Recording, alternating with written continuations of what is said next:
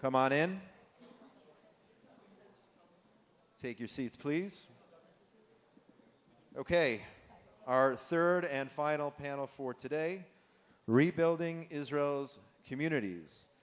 This panel centers on the vital effort to restore and strengthen Israel's periphery in the wake of recent challenges.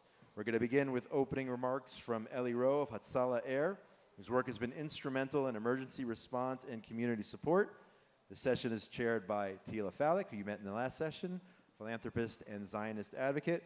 We also have Yaakov, Selavan, the deputy mayor of the Golan Heights, and Corporal, yes? Captain? Captain. Captain in the reserves, Maya, Bentwitch, an advocacy leader. Have a great panel. Good afternoon. So I had an experience of a lifetime. I'm not going to say it was a great experience, but it was definitely an experience of a lifetime last week in Auschwitz. 80 years afterwards, Phyllis Heidemann invited me to come with an aircraft to be on standby over there. And I was so taken, I was so moved, because it was my first time at the March of the Living. And I looked around, and I couldn't help but thinking that people from communities all over the world were brought together in a cage, stripped of their dignity, stripped of their families, stripped of everything. And I thought to myself, back then, they were hopeless and helpless. No one, no matter what, was able to hope or help them. The story really goes back 8 years prior. My grandfather was in his last year of law school in Leipzig, Germany, his brother in his last year of medical school. They come to school in 1933, and there's a little sign on the door that says, "No Jews allowed." He goes to London with £1, finishes law school, ends up in the British Army, ends up a major, and when he comes out, Baron Rothschild says to him, "I'd like you to move to Israel." He said, "What are you talking about? I have a law firm, I have a family, I have a practice. I'm Major Max Rowe from the British Army. Can't do it." He said, "What are you talking about? We're about to have a state in Israel. The lands are owned by the Arabs. There's no infrastructure. We need you to pick up and move." He moves to Israel and opens up something called Yad HaNadiv, otherwise known as the Rothschild Foundation. And my father's father became the chancellor, opened up something called Open University, University Ptucha, built the Knesset, helped with many, many, many dozens of projects in Israel.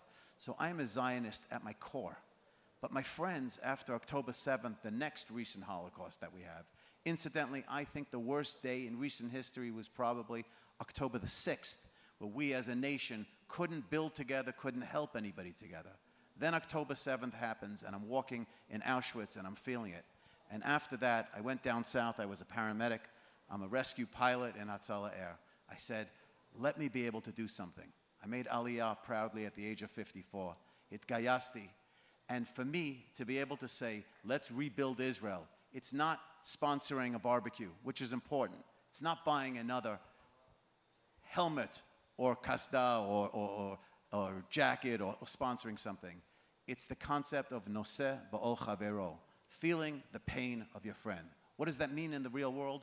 We're about to hear from 3 exceptional individuals what it is to rebuild Israel. But I will tell you one little thing that I'm involved in.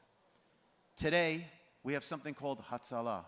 What is it? It's a group of people that are noseh ba'ol chavero. They care about their neighbor. We are no longer alone. We will never allow ourselves to be victims and to be taken and to be separated from everybody. Never again means never again. What you're about to hear is that today there are about 100 organizations in every Jewish city that when you leave your town and you leave your city and you leave your kehillah and you leave your friends and your family, you can go to any Jewish community anywhere in the world and get help. But what happens when you go to a community that doesn't have it? What happens when you're traveling to Bogota, Colombia, like we had this week, a 24-year-old girl who had a head injury when her Uber driver fell asleep, and she ends up with a broken back and a bleed in her brain? Who's going to look after you then? The answer is your neighbors, your friends, and other people, other Jews in the world. I run a squad. We're called Hatzolah Air, an independent organization. We flew to Bogota yesterday, and we picked up a girl that we never met to be able to fly her in for treatment. And we've done this over 1,600 times. Rebuilding communities means feeling a sense of community, feeling the need to look after somebody else. When your right hand is in pain, your left hand doesn't say, that's not my problem. We are much more. The whole becomes far greater than the sum of its parts when we care. We've seen incredible benevolence over the last year and a half. We've seen incredible support, but we have to live it. It's not enough just to be able to send a few dollars. We have to live it, we have to feel the pain, because there's only one Israel, there's only one Am Yisrael, there's only one Tzva Haganah Yisrael, and because we had Israel, and because we have the Tzva Haganah Yisrael, when October 7th happened, the next day, we weren't thrown into the abyss. We weren't thrown into a pot. We didn't have everybody taken away from us like we had in 1939. I am the biggest fan of Tila Falic. We happen to live near each other part of the year, but I'm chairman of the Tila Falic fan club. Let me introduce her, and you'll know why. Thank you, Ellie. You know, it's interesting that you said that, because coming here to JNS, I walk around and all of the people that I considered heroes growing up, or even since October 7th, are right here. And I walk around and I get to talk and interact and hear from the people that I saw on social media, on TV, really out there since October 7th. And I never really thought that not only would I get to meet them, but like today, I'd get to sit on a panel with them. So I'd like to welcome both of you here today. And the theme of today's panel is rebuilding the communities in the periphery. That's a lot of big words. So let's dumb it down and let's talk about what is the periphery and what are we doing to rebuild it. So first of all, we know that we have the communities of Gaza on October 7th, and those communities have gotten the most attention and I think the most media and the most love. But we also have communities in the Golan and in the north that since October 7th have been either evacuated or have been destroyed. And many have not yet been able to go home, not been able to rebuild, and haven't had the support that they need in the north. So today what I'd like to do is have a conversation with both of you and tell us a little bit about the communities that you are representing, why you're representing them, and let's try to compare and contrast the reality on the ground of what's happening in Gaza for the rebuilding of our kibbutzim and the Yotef, and in the Golan. Before I do, I just want to mention one more thing. Because we're going to compare and contrast the reaction, I want to compare what it was before October 7th. So from personal experience, we know that in the Golan, in the late 90s, I spoke about it in the previous panel, we had a movement of Ha'ami Magolan. You were probably not born, but I was around. And actually, our current ambassador of Israel to the United States, Yechiel Leiter, was the head of the Yesha Council at the time, and he was very excited about handing out the stickers of Ha'ami Magolan. And in the Otef, in Gaza, many families were encouraged to come there and settle there and be a buffer zone. So please, let's start with you, Maya, and tell us about the communities of the Otef before October 7th. Sure. Hi, everyone. Just to give a little bit of background, first of all, I'm honored to represent the communities of the Gazan Envelope. I don't know if I'm entitled to.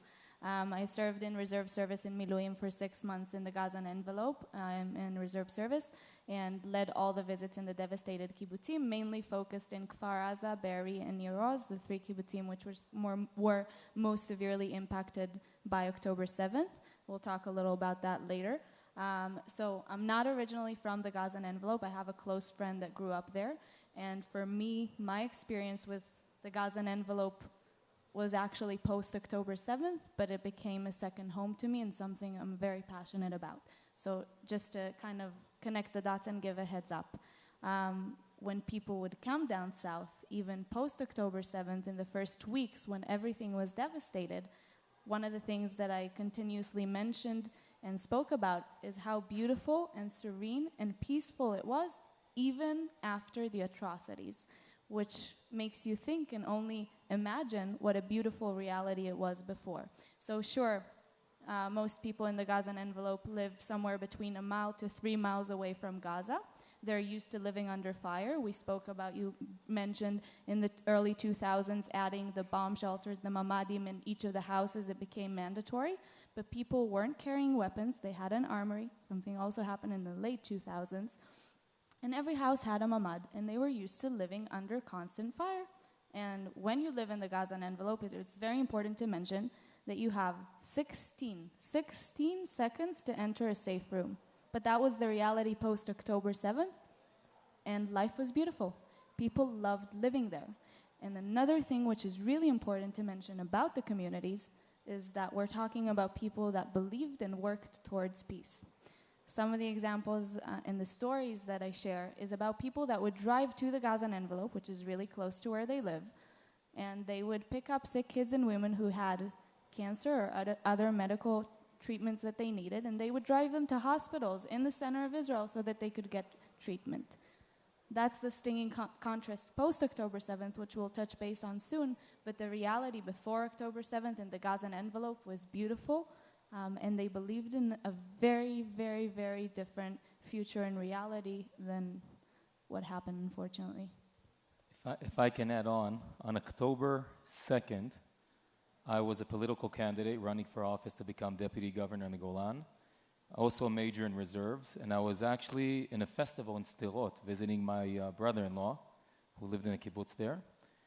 And I made a video which our social media team scheduled to go up on October 8th at 8 a.m., where I'm talking about the differences on Sukkot, how in the Golan all the previous administration was doing was celebrating 50 years to the Yom Kippur War.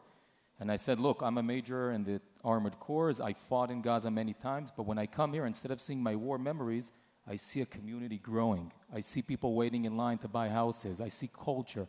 I see festivals.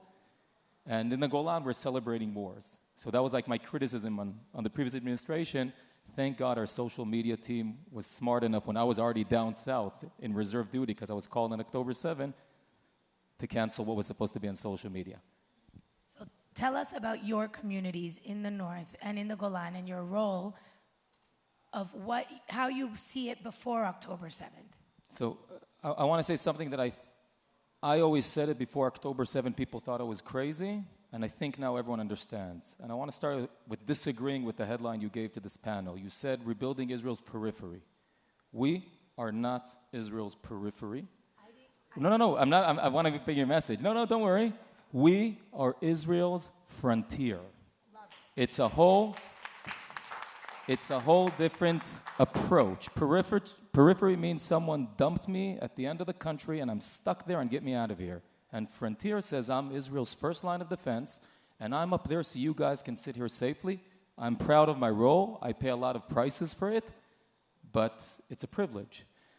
With that being said, before October 7, the communities in northern Israel had waiting lists for the towns. The north of Israel, the Galilee, was Israel's, especially the Golan, it was branded as Israel's nature resort, Israel's vacation. There was a survey done right after Ha'amim HaGolan, the most successful political campaign in Israel's history, by the way. Just ask people outside, who won that campaign, right or left? Everyone. And after Ha'amim HaGolan, the leadership tried asking, how do we bring people up north, especially to the Golan, because it's strategically important. And a survey was done in Israel. When I say Golan, what do you think of? And more than 70% said, army, war. And then there was rebranding. And in 2010, the survey was done, and people said, when you think Golan, what do you think about? Green, vacation. That was the Golan and the Galilee. People wanted to come and live there in the peaceful communities. There was a threat. We faced Iranian militias in the Golan. In Lebanon, everyone heard the digging. Everyone knew Hezbollah is on the fence. But people trusted the army and the government and just wanted to come and live in the peaceful area, nice little community, and children growing up in nature. That was the reality before October 7th. So we all know what happened on October 7th in the Gaza envelope. But I'd like to come back to you. Can you tell us, because not everybody is so informed about the changes and the major life challenges that you had since October 7th, on October 7th in the Golan. So can you tell us a little bit about the challenges and how life changed for all of you in the Golan as a leader, but as a resident? So on October 7th, I was a resident, and at 9 a.m. when I understood a war broke out, I took my car and went down south. But I will say, I'll try also representing the Galilee.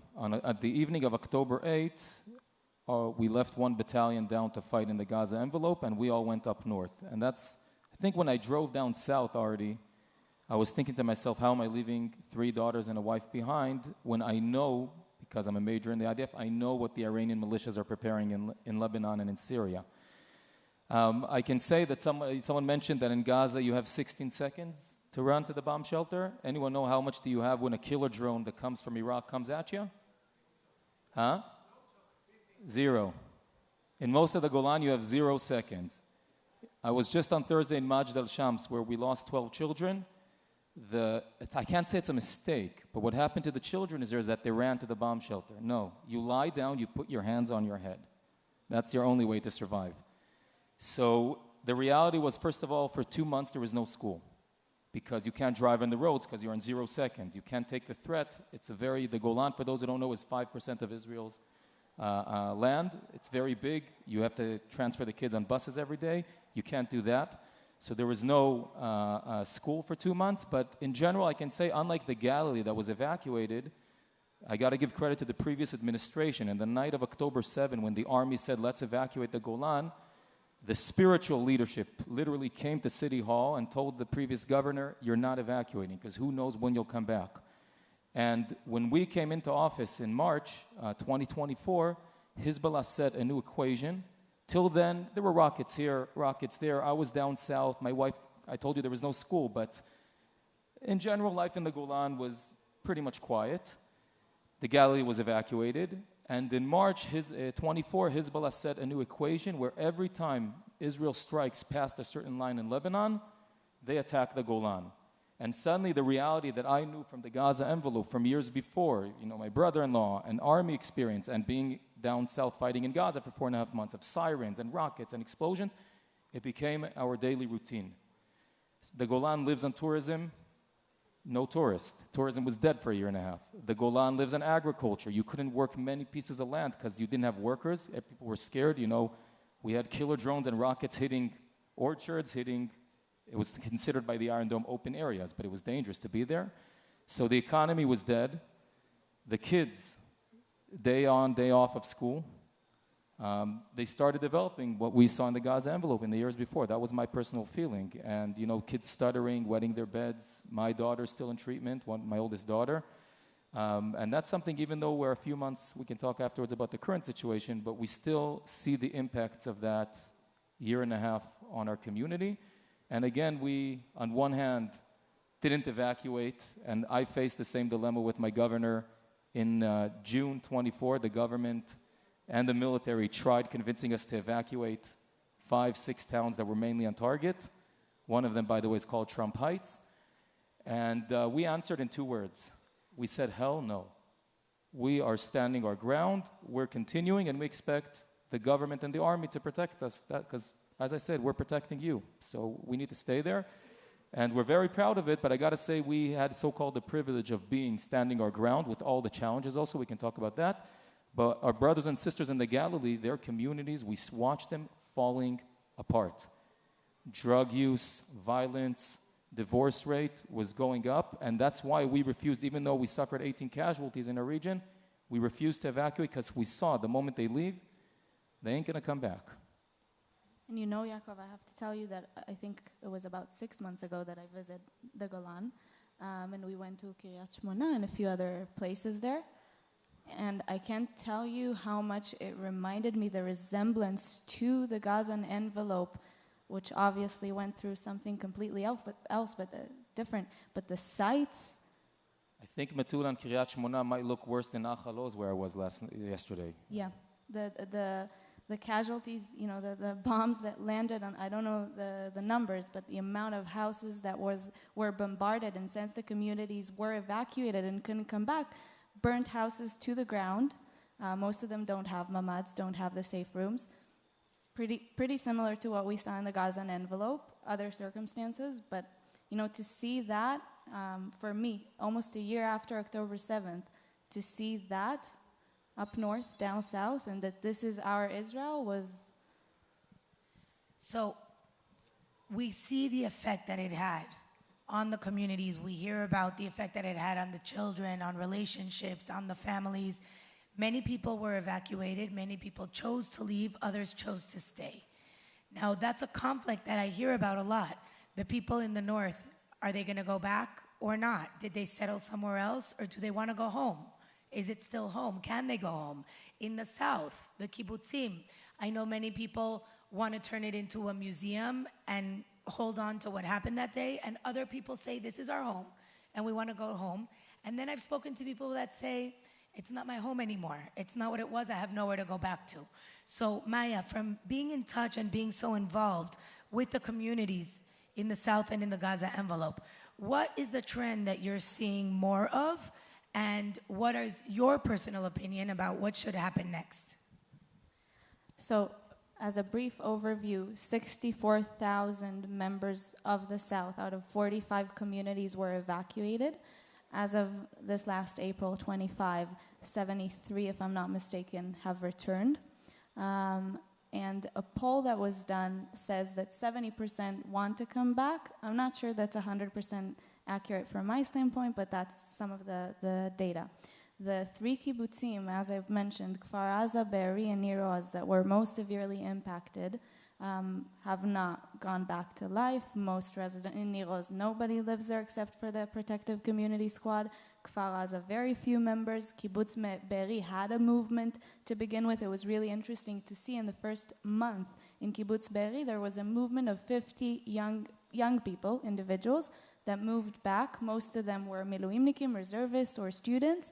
But they said, this is our home, we're going to be here, we're going to protect it, even though the IDF is here, this is our home. In Kfar Aza, you saw that movement a little later, and it wasn't just young people.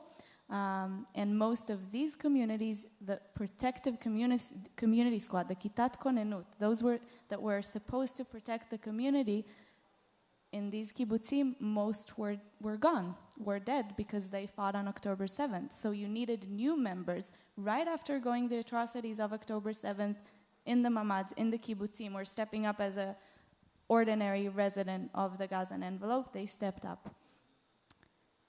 I think that there are a lot of stinging contrasts, I think, when we spoke about how peaceful it was and yet what took place, and when we talk about do we move back or do we not move back. And as you mentioned, Tila, I've met with a lot of different perspectives, and I think if we can narrow it down, it's either, yes, this is 100% my home, even though I've gone through this unimaginable, horrible experience, I'm going to come back, or I already have come back, and we're going to protect it. For some, it's way too painful. Most of them, by the way, from what I'm witnessing, are people with kids. You know, to say, do I put my kid in that situation? And the kids that went through, as you mentioned, Yaakov, that went through the trauma, you know, you just go back and this is all that they see. And there are some that are unclear. There are some that their houses are still completely devastated. So even just to rebuild, and even if they want to come back, that's not a reality, that's an option. And when we talk about preservation, and that's something that's very close to my heart, and I was right in the midst of that conflict in the first months, is do we share this with the world, and in what way? And within the communities, you could see one with a different kibbutzim, and one within each community, there were different and various opinions. So some stood by it and said, yes, 100%, even though we went through the most horrific attack against Jews since the Holocaust, which we just had a Remembrance Day, sorry. So they said, 100%, we need to show this to the world, even though it's painful. And some said, no, we want to protect our privacy. And there are these, we call it in Hebrew, chikuchim, you know, these fractions, thank you, within the communities. And I think that's a big, when we talk about rebuilding, that's a big, big, big part of the struggle, because the communities are torn apart. So not only did they go through this unimaginable reality, and ever since, for a year and a half now, they've been detached from their homes, detached from the communities. Do you rebuild, and in what way? I'll say regarding the North, first of all, I told you I fought in Gaza till a week and a half before elections, and the governor also. So we weren't aware of what really is happening in the North. So I can't blame the government or philanthropy for not having eyes on the North. I only started understanding what's happening there and the tragedy happening there when I came into office. But really all eyes, and I understand it, I was also there, all eyes were on the Gaza envelope. And we didn't understand what's happening, that we're losing the North. Till July, we were losing also in the military battlefield, I believe, and then things changed after the Majd al-Shams event. but maybe I'll just say what we saw. When we had the moral and strategic dilemma, are we evacuating? And I told you we said hell no. But what we did is we looked at the threats, and we also looked at the threats, what happens if we evacuate. And we looked at the Galilee. Friends, these are the numbers. Only 50% of the people came back. From the 50% that didn't come back, about 5 to 10%, by the way, some of them are my residents now, their kids have gone through such traumas, they don't want to move them to school in the middle of the year, so they're waiting. But they're going to go back in July. And then you have 40% that said already last March, we're not going back. Half of them is because they're scared. They say, we saw what happened in the Gaza envelope. We saw what Hezbollah prepared, and Israel didn't remove the threat if not for October 7. And we don't want to go back. We're scared. Let me see if the game has changed. The last 20%, if you're following my numbers, are the most dangerous ones for Zionism. These are the people that were evacuated from the Galilee. And now they're in Hadera and Netanya, and they understand that there is actually a pretty decent public medical system in Israel. And there's actually pretty good education. And by the way, there's great movies in the cinemas. When you live in Netanya, you can choose even which cinema city you want to go to. And I speak to people who say, I lived at the end of the world in a you-know-what hole for 40 years, and now I'm finding out there's a whole different country. I want to enjoy it. I ain't going back there. And that's the most dangerous thing, because if we're the frontier, and if we are Israel's first line of defense, and we're starting to lose people, not because they're scared, but because just life is not as easy as it is in Jerusalem and Tel Aviv, who's going to want to come? So our greatest mission today, when we talk about rebuilding the North and the South, is, it's going to be a bit of a cliche, but literally to build back better. We can't go back to October 6th. You need a better medical system, a better educational system, a better economy, and of course also safety.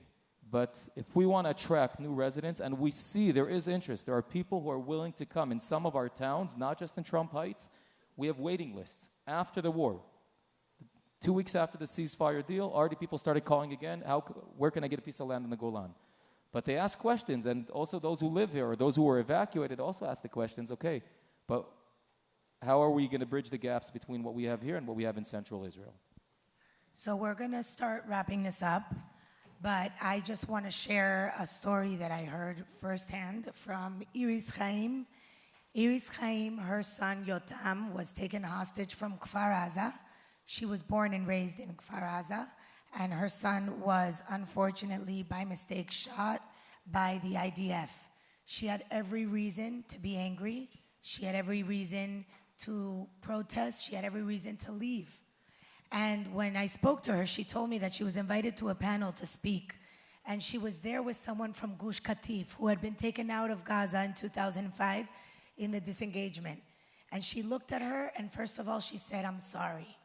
So the lady looked at her and said, how are you sorry? What did you do to me? Your son was just killed and we killed him, so I'm sorry. She said, no, you guys were the buffer. You were in Gush Katif. You were our security. And in the disengagement in 2005, she was considered a peacenik. She grew up in Kfar Aza. She thought that there could be peace. And she cheered on the soldiers that were taking the Jews out of Gaza in the disengagement. And she said, not only did I not help you, not only wasn't I there for you, but I was happy to see you go, and I didn't even feel sadness for a minute. This is from Iris Chaim. And then she continued to say that now they are the next Gush Katif. Now she understands. Now she feels what they felt, and she doesn't want to leave her home. She wants to stay there for the memories and for what she can bring back for the memory of her son specifically. But I think that we here don't want to be the ones that say we're sorry. We don't want to be the ones that watched something happen and didn't do anything about it. So with the closing remarks, I ask you, what can we do to make the residents of your region feel like they're supported, feel like they're not alone, and what can we do but tachlis, to support them in any way that you see as a practical way. Yaakov, tell us first. So, I don't want to sound arrogant or something, but I did ask myself before coming to the panel, between Judea and Samaria and discussing the north and the south, how many people will leave? And many left. Now, I'm not offended. It's okay. It's probably the chair of the conference. That's why they left, right? No, I'm kidding. No, I'll say seriously. No, I'm finishing in a minute. I'll just say seriously that I think some things we need to understand. We can't take for granted anymore the fact that people are willing to live where we live. And actually, in Judea and Samaria, I feel very confident. I think the game is over there. We won. And now, so we need to understand many times when I speak with philanthropic organizations, oh, you weren't evacuated? Okay, next. You can already see they lost interest. You weren't evacuated, you weren't raped or murdered or kidnapped, that's it, not interesting. And if I stood strong, more than 2,500 rockets and killer drones, 18 casualties, kids with traumas, and I stood strong, now I need your help to continue standing strong. And so I'll tell you what our goal is. Our goal in the Golan Heights, today I have 22,000 residents on 5% of the state of Israel. Within a decade, at latest, I need to be at 50,000 at least. That's our primary goal, and for that, we need to strengthen our community and educational facilities. We see in every survey that's the number one thing that attracts new people to come in, and what makes the people stay, what makes it sustainable is the economy. So we, during the war, already started launching strategic plans, and I can tell you that the people feel the support. When we do have partners that come in, if it's from bomb shelters to building youth clubs, which is a big project we're doing now with an organization from the States, not even Jewish, you see the community is astonished. You see the community astonished. Why are these Jewish federations or Christian organizations helping me? And you say, because you're there for everyone. And you see suddenly, our story used to be Ha'ami my Golan. I'll finish with that. We had a common story. Everyone together, right and left in the Golan, we're 50%, I would say, non-religious progressive liberals, and we're 50% religious conservatives. And we get along great together, and in the Ha'ami Golan, we worked great together. But in the last few years, we saw the story was getting a little bit weaker. People were focused on, I don't know, a nice yard and the views, and suddenly now we have a new story. We're Jerusalem's first line of defense. Thank you. Yaakov, how did you say the panel should be called? Israel's Frontier. Israel's Frontier. And I think that's spot on, and that's the understanding that's needed in regards to your question. If we understand that the Golan, that the Gazan Envelope is Israel's frontier, and there's great importance. So there are a lot of projects, a lot of different organizations. The Israeli government has a 5-year plan, which I hope will help to rebuild the South. But I think that just to have that understanding in mind and then find in which way we can help, that's the most important thing. Building a classroom or a kindergarten is directly protecting Israel's defense. It's hard to understand it. It's sometimes stronger than a helmet, or you said as a helmet and a jacket. Yep. One of the things that I deal with in my day-to-day life is the connection between Israel and global Jewry. And to see how much strength it gives the residents, and it gives the people that endured the atrocities of October 7th when they meet. I don't know how many of you are from abroad, so excuse me for those that are Israeli, but to see the interactions and the connection and the strength and the support with that understanding in mind, Israel's frontiers, I think that's what will enable us to create change.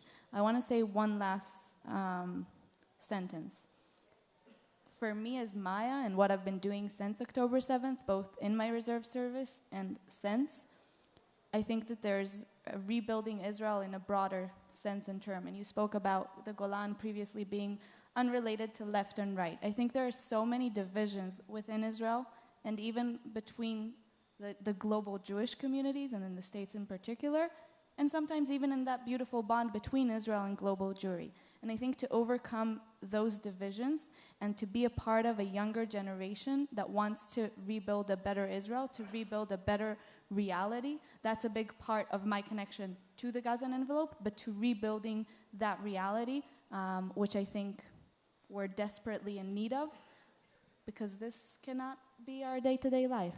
And that's why we're all here. So thank you very much for this Very interesting discussion and conversation. And I would like to thank Ellie for everything that you do and all the commitment that you have to Am Yisrael, no matter where they are. You really have no boundaries or borders. So hopefully we will see the same here in Am Yisrael. And B'te'avon.